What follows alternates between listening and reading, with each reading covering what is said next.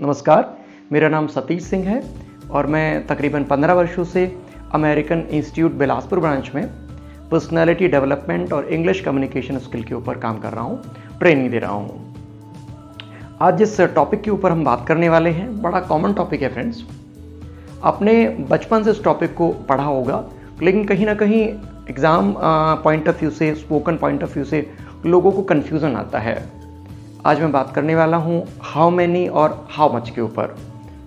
अक्सर बचपन से आपको ये बताया गया है कि how many means countable, how much means uncountable, और अक्सर आप उसमें कंफ्यूज भी होते रहे हैं, अक्सर उसमें आपको प्रॉब्लम्स भी आती रही है। फ्रेंड्स, अगर मैं काउंटेबल या अनकाउंटेबल की बात करूँ तो इस दुनिया में सारी चीज़ें काउंटेबल हैं, कुछ भी अनकाउंटेबल नहीं है।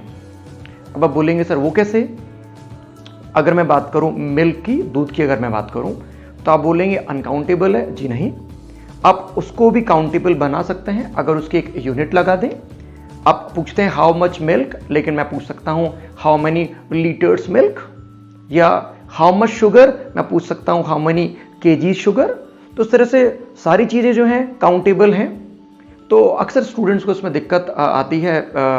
डिमांड आ रही थी कि सर इसके ऊपर एक वीडियो बनाइए ताकि परेशानी जो है सॉल्व हो पाए, हम अच्छे से उसको समझ पाएँ। तो डियर्स, काउंटेबल अनकाउंटेबल के स्ट्रक्चर को समझने के लिए, ये कहूँ हाउ मैनी और हाउ मच के स्ट्रक्चर को समझने के लिए एक सिंपल सा फॉर्मूला आपको याद रखना है।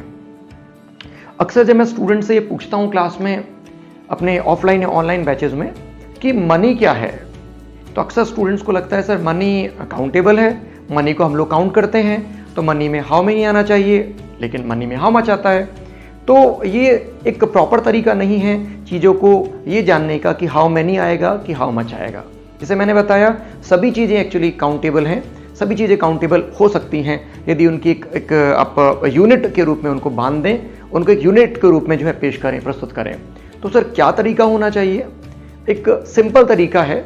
यदि उस शब्द को, जिसको आपको जज करना है कि हाउ मैनी के साथ आएगा कि हाउ मच के साथ आएगा, सिंपल तरीका ये है कि आप उस शब्द को लीजिए और उसको काउंट करना स्टार्ट कीजिए 1, 2, 3 या 1, 2 की फॉर्मेट में। यदि 1, 2 या 1, 2 की फॉर्मेट में प्रयोग करते समय आपको किसी और शब्द की जरूरत नहीं पड़ती है तो वो काउंटेबल में काउंट होता है, और यदि उसको गिनने के लिए आपको किसी और यूनिट की जरूरत पड़ती है या किसी और सहायक वर्ड की जरूरत पड़ती है तो इट मीन्स वो अनकाउंटेबल है।